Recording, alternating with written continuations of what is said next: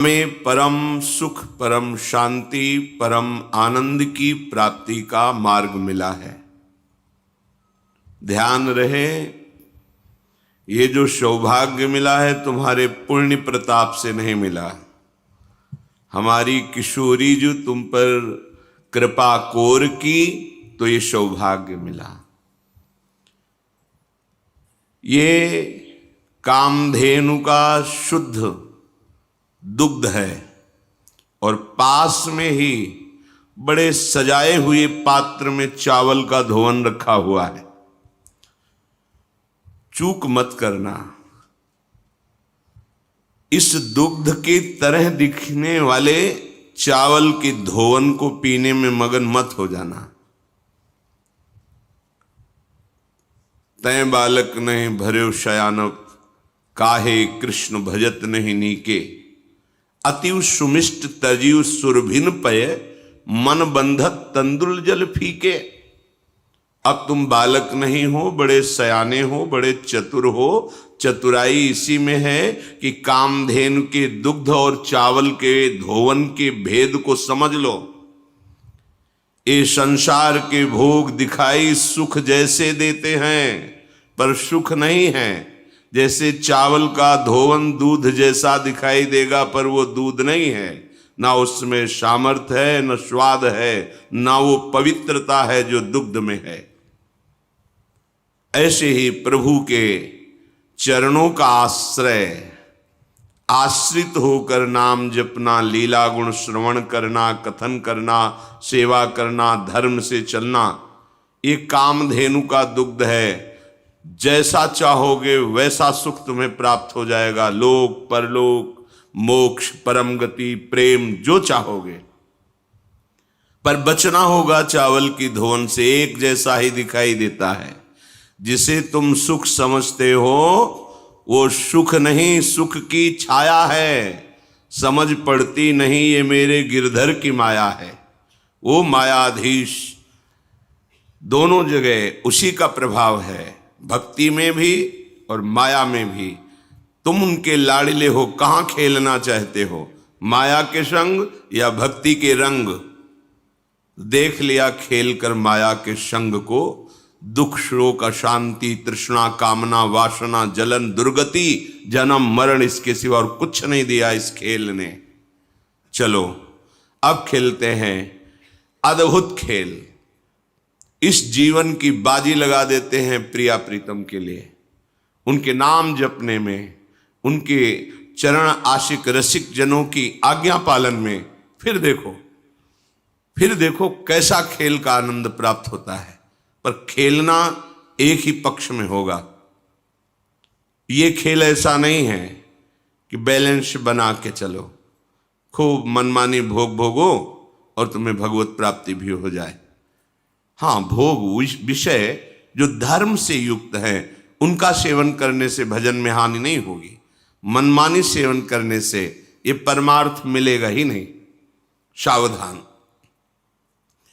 श्री जी की कृपा से आपको जो ये लाभ मिल रहा है इसे अलभ्य लाभ कहते हैं। मतलब आपके प्रयत्न से लाभ नहीं मिल सकता। प्रयत्न से वृंदावन नहीं आ सकते, प्रयत्न से आप नाम में प्रीति नहीं कर सकते, प्रियालाल का साक्षात्कार नहीं कर सकते। बड़े दुर्लभ हैं ये। इनकी कृपा से ही हमें सुलभ हो गया है। हमें बस कृपा का आदर करना है। देखो हमारी प्रिया जो क्या है, जिनकी हमें शरणागति मिली। एक बार भगवान वैकुंठ में भगवान श्री नारायण, नारद, सनकादि ब्रह्म ऋषि विराजमान हैं और समस्त भगवत पार्षद और महालक्ष्मी चरण सहला रही हैं। उस समय श्री भगवान बोले, सुनो मैं तुम्हें एक गुप्त बात बताता हूं। ये जो वृंदावनेश्वरी श्री राधा हैं, ये श्री कृष्ण को अपने अधीन किए हुए हैं। श्री कृष्ण सब अवतारों के मूल अवतारी हैं। ये अजित है, इनको कोई जीत नहीं सकता। पर श्री कृष्ण के प्राणों पर जो अधिकार किए हुए हैं वे लाडली जो हैं, राधा किशोरी है।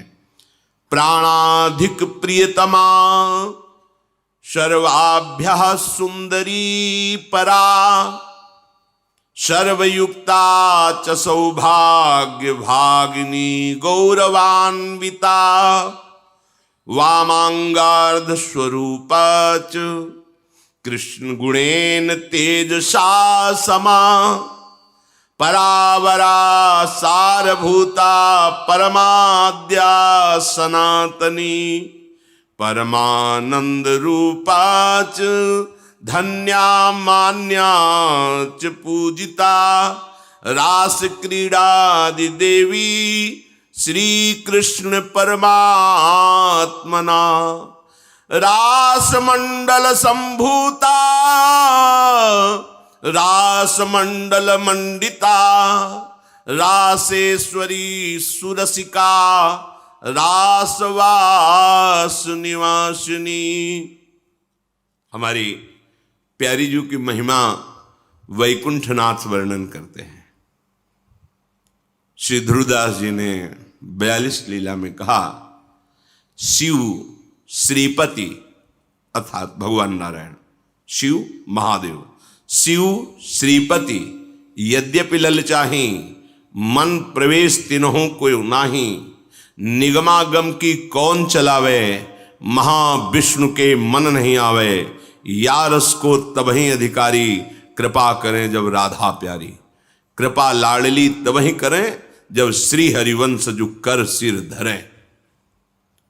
जब सहचरियों की कृपा हो जाती है तब श्री जी के चरणों में प्रीति होती है, और जब श्री जी की कृपा होती है तो सहचरी स्वरूपा आचार्य रसिक जनों का संग मिलता है, तब ये प्रेम रंग प्रकट होता है। हमारी श्री जी